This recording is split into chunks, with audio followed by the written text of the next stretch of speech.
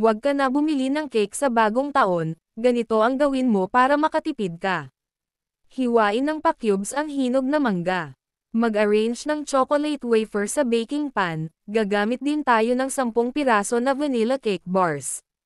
Ilagay ang 4 as base at e-press down sa baking pan, hiwain ang 6 na piraso, magtunaw ng clear unflavored gelatin sa mainit na tubig, magbuhos ng chilled overnight all-purpose cream at condensed milk sa mixing bowl.